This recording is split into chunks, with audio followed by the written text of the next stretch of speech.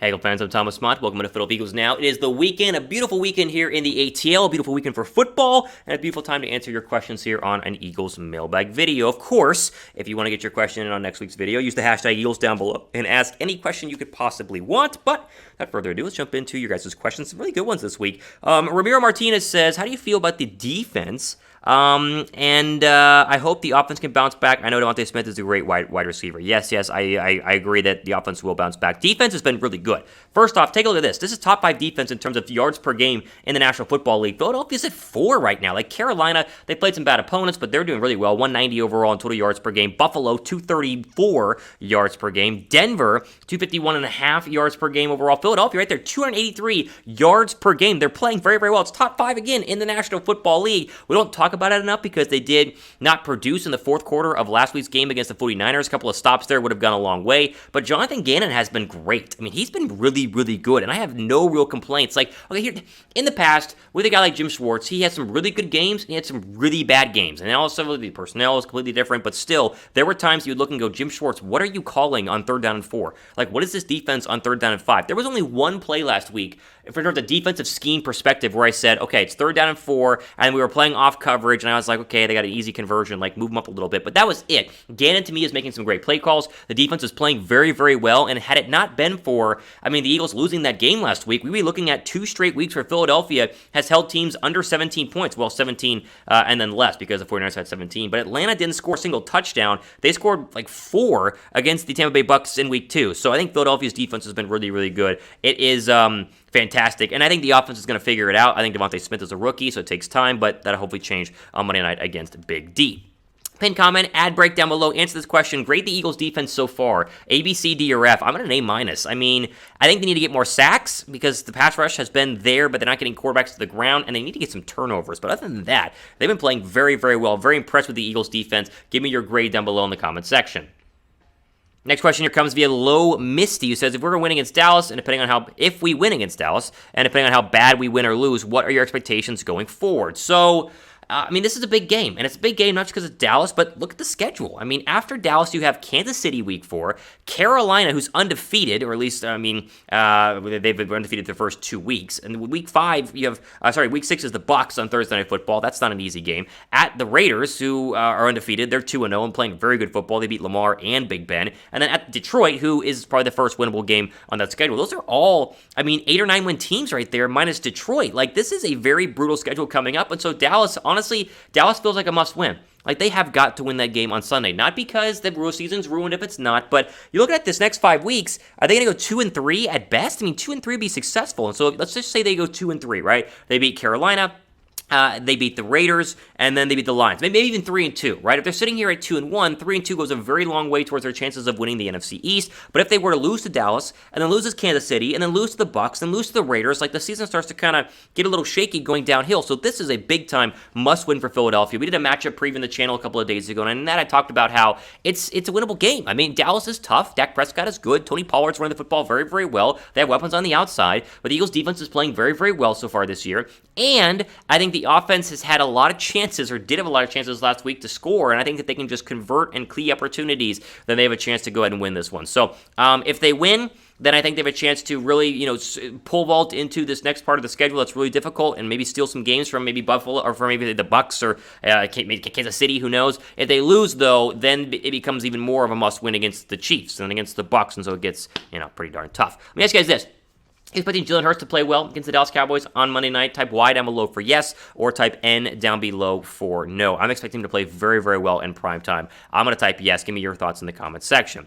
Jenna Shaw says, do you think Hurts looks like a Russell Wilson, but even more run happy? Yes. Honestly, listen, Hurts is very similar to Russell Wilson. I remember being at a bar with a bunch of my friends, and of course, as an Eagle fan, you guys know, like, they always, make fun of your team and stuff. This was pre-training camp, preseason, and I told one of my buddies, I said, listen, Hurts is the closest thing we've seen to Russell Wilson, ever since Russell Wilson came out and was great, and he was like, oh, that's ridiculous, like, oh my goodness, no, it's true. Like, look around the NFL. There is not another quarterback who's a throw-first quarterback who has great pocket presence, but also can win with his legs. That's the greatness of Russell Wilson. Now, Russell Wilson throws a way better deep ball than Jalen Hurts, but Wilson's ability to win from the pocket, and then also run if needed is why he's one of the best quarterbacks in the league. And also the cerebralness, the calm, that's a big comparison to Jalen Hurts as well. People say Kyler Murray, but Kyler runs way more than Russell Wilson does. Kyler is like very much a great thrower, but very, very, very much a great runner. Of course, Lamar, a great runner, not a great thrower. And so there is, only one quarterback that is similar, and it is Jalen Hurts. Now, Hurts is a long way to go to get to the Russell Wilson level. I mean, don't get me wrong here. There's a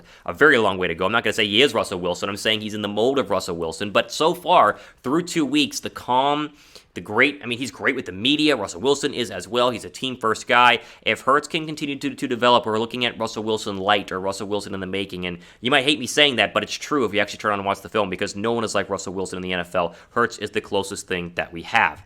Nova Turtle says, hi Thomas, the big news of BG is so sad. If this is actually true, there's going to be a big part of the defense missing. Of course, this comment was after Brennan Ram goes down. It's true now, and you have the Achilles injury. My big takeaway from this is that the other defensive ends must step up. If you would have started before the year and said, Thomas, you have to one starter in any position group has to tear his Achilles. What position group are you picking? I would have picked defensive end because I would have said, well, they're deep at offensive line and they're deep at, I guess, running back, but they're really deep at the defensive end position. And so I could have, I would have given you, if, gun to my head, you have to decide who gets the Achilles tear. Maybe not Brandon Graham, but I would have given it to the defensive end because they're so deep. And I would have said, oh, well, Josh Sweat will pick up the slack. Brian Kerrigan's going to pick up the slack. Derek Barnett, contract year, he's going to play well. They've not played well at all. And even Josh Sweat, who got a new deal, he's had a couple of pressures, but no sacks, and hasn't really done much. Ryan Kerrigan's been extremely underwhelming. I thought Ryan Kerrigan, you remember back to when he was just prime with Washington. I mean, the guy was an absolute monster. These guys need to step up, and it starts on Monday night against a Dallas Cowboys team that still have very good offensive linemen, but are missing their right tackle. Get some pressure. Show me that this defensive line is going to be able to eat regardless of Brandon Graham being there. Like, I know he's great, but Josh Sweat was given a massive contract for a reason. Like, literally, the reason they signed him was to be the future at the defensive line position. He's done not a lot for the first couple of games. So it's a bummer, I agree, but I think that they need to start figuring things out, and hopefully they will from a pass rushing perspective. Okay, a couple more questions here. First, though, quick shout out to our friends at BetUS, your one-stop shop for all your betting needs. Go to chatsports.com/EaglesBet. Use the promo code Eagles125. Get that 125% deposit bonus whenever you first sign up, and you can bet on maybe the Eagle game. Right now, -4. Cowboys are 4-point favorites. I'm betting on the Eagles to cover at least, hopefully to win the game, but to cover in this one. And the over-under is at 52. I'm going on the under for this one as well. But get your betting action done with our friends at BetUS and sign up with the promo code. That deposit bonus, it turns $100 and it turns $25. Great odds and great chances, hopefully to win some money with BetUS. I am hip-hop anime lover says, will our defense be top 10 anytime during the season? Yeah. Like it already is right now. It's top 5. I think it will be a top 10 defense. They played so darn well. If they can do it again against Dak, that's going to go a long way. But yes, 100%, they will be a top 10 defense. What's your score prediction for Sunday? I said in my prediction video, 2017 was my prediction. I want your guys' down below right now. Has it changed from Thursday versus now, which is Saturday, or maybe you're watching on Sunday, maybe Monday morning? Give me your score prediction for Eagles Cowboys down below. I'm going Eagles 20, Dallas 17.